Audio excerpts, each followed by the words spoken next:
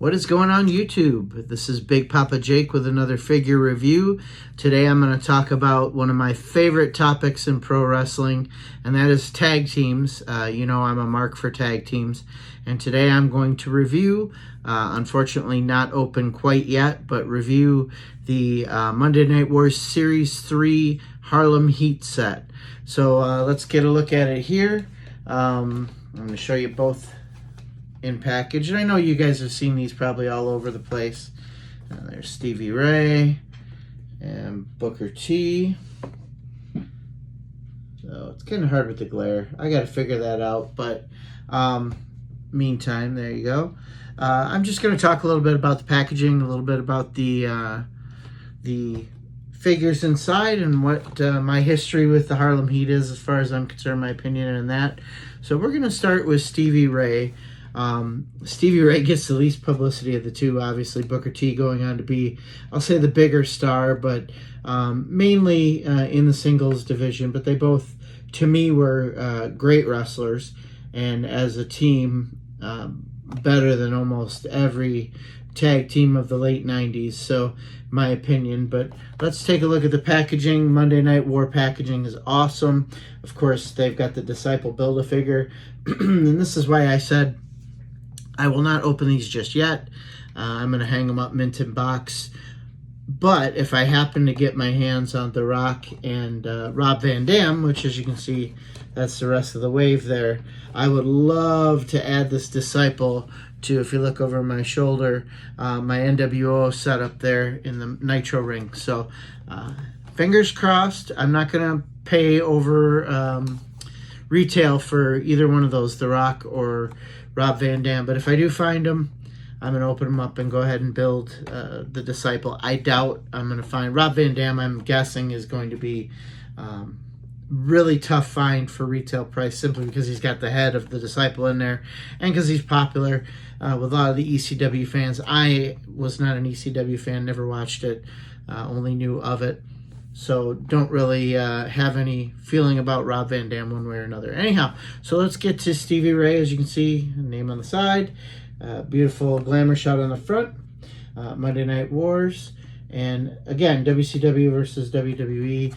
That was my life for 4 or 5 years, basically, through the heated times. I used to watch WCW, tape Monday Night Raw, kind of fast forward through it, see what was going on. I didn't really study it too much, but I knew what was going on. Anyway, so let's take a look. On the back, it says, Harlem Heat walked away as the new tag team champions after Scott Hall and Kevin Nash distracted Sting and Lex Luger and the Steiner brothers. I believe that was a three-way match right when the Outsiders were coming in. And in the Triangle Tag Team title main event. So Stevie Ray's career highlights: WCW television champion, had a cup of coffee as a TV champion during their singles runs, and then WCW tag team champion. So again, there's a cross cell in the back. Picture Stevie Ray, the full Disciple. Stevie Ray's awesome. I've heard some complaints, and I kind of agree that it's hard to tell Stevie Ray and Booker T apart in these figures, and I'll give you my thoughts on that in a second. But let's take a look at Booker T. Here he is right there. Get a little closer, mugshot. The face looks like Booker, but I will say this face doesn't look a whole lot different to really scream Stevie Ray. I'd have a hard time just saying. I mean, obviously, there were differences in their physiques and faces, but let's just take a look at Booker here, and I'll get back to Stevie Ray in a second. We got the do-rag there, black do-rag, sunglasses, really awesome outfits with the flames. Harlem Heat was always, had great outfits, gimmick. They were, to me, one of the last great tag teams during that kind of time frame. But anyway, so let's get back to comparing them, the two. I'm going to say, and I'll bring out the old figures I have of these two too. Booker T was smaller than Stevie Ray, but built. Stevie Ray was bigger. He wasn't quite as chiseled. But these physiques, it almost looks like they use the same bodies. And there's such little difference in the head sculpts that really, if I took these out, I would have a hard time saying who was Stevie Ray and who was Booker T. So, anyhow, that's kind of my thing on this. They should have probably made Booker a little less bulky. Let me see right there. A little less bulky and more, well, he's chiseled in this, but a little less bulky, a little thinner. This one, same with him. They should have made him a little more thicker, less chiseled, and then we'd have known it was Stevie Ray. The head sculpt, again, is kind of an issue. But anyway, so Booker T has the same little paragraph on the back. Stevie Ray comes with the same accessories. He's got the do-rag, the sunglasses, extra hands. Again, the flames. These are not the Chase figures. The Chase were the blue figures. And I can tell you, I was sweating because I ordered these, pre-ordered them online for Walmart. Walmart came through with them this time. However, I was a little nervous when I got my Booker T first. I thought, well, what's going to happen if I get a Stevie Ray that's a Chase? Now, granted, I know there's people out there on the figure sites and that who would be glad to trade me one-on-one. Whether you trust them or not is always the issue. But anyhow, so let me talk just a little bit about Harlem Heat. Again, Harlem Heat, one of the greatest tag teams in WCW's history. And WCW had some great tag teams. Again, the Steiners. I even think Sting and Luger were a great tag team, even though there were two singles put together. You had Arn and Tully in the olden days, the Crockett times. You had the Midnight Express, Rock and Roll Express, Road Warriors, Outsiders, obviously. A lot of really great tag teams. Harlem Heat stood the test of time. When they debuted, they were Cole and Kane, I believe. They were from the Houston territory there. Debuted kind of with Colonel Rob Parker. There was a questionable gimmick when they first came in as quote-unquote ex-inmates who were slaves, was the intimation there. Obviously, that wouldn't go today. Barely went back then. But they kind of broke out of that. Colonel Rob Parker and Sister Sherry, when Sherry Martel came over, kind of had a little gimmick there, and Harlem Heat got stuck in the middle, ended up with Sister Sherry, which was the best thing that could happen for them.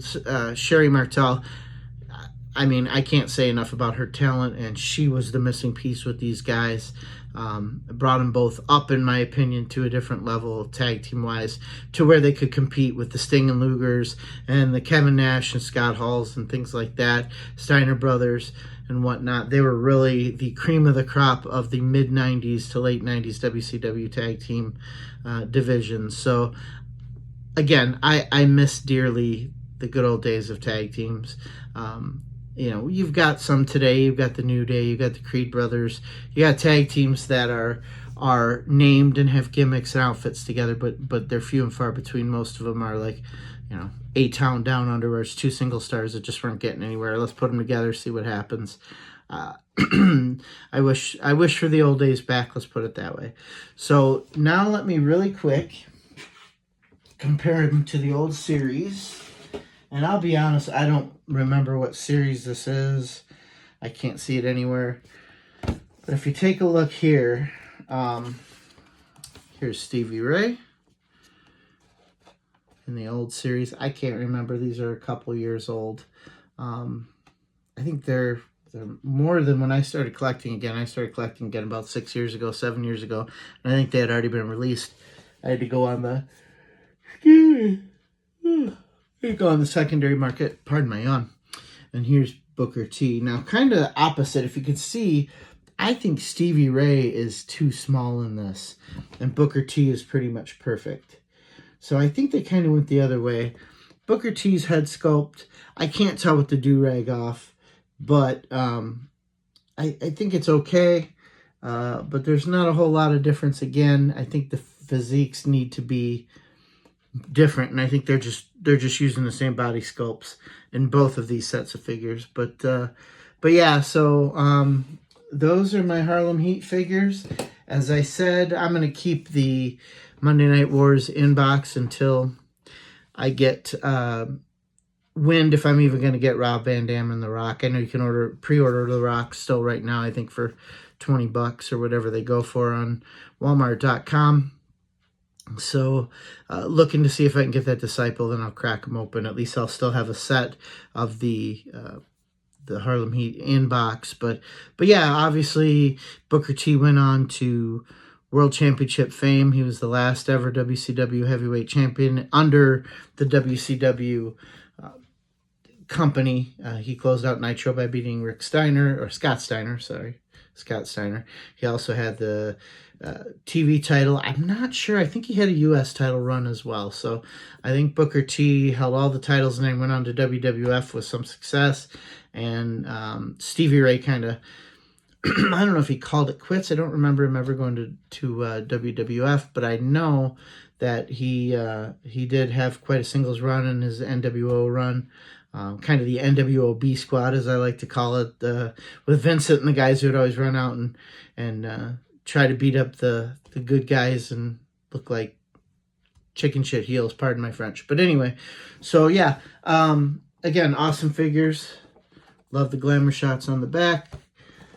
Love the Monday Night Wars packaging. I'm all in for these figures. I hope they keep coming out with more and more. I wish that Walmart would get their shit together and be able to distribute. I have not seen Kevin Nash anywhere, and I go to Walmart, it's all over in my travels. I haven't seen Kevin Nash anywhere.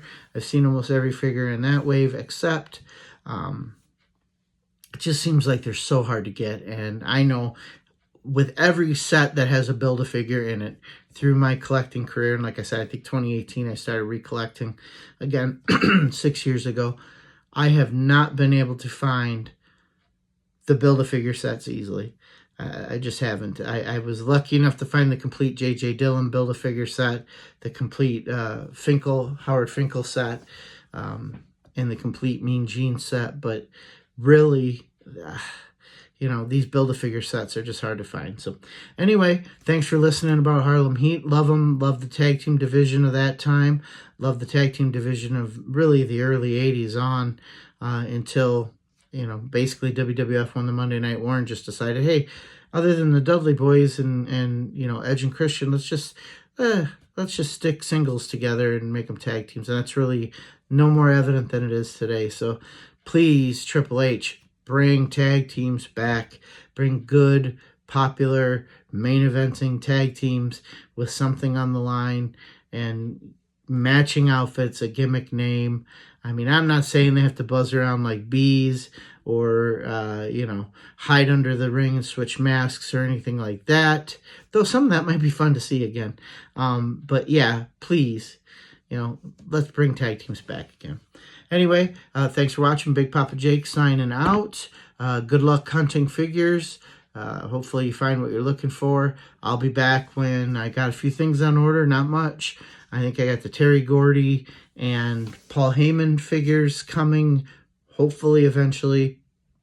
I've got the Outsiders Ultimate figures coming and the Steiners coming, but those will be a while out. So unless I find something luckily wandering through the stores, you might not see me for a while, at least not reviewing figures. But anyway, good luck hunting, like and subscribe.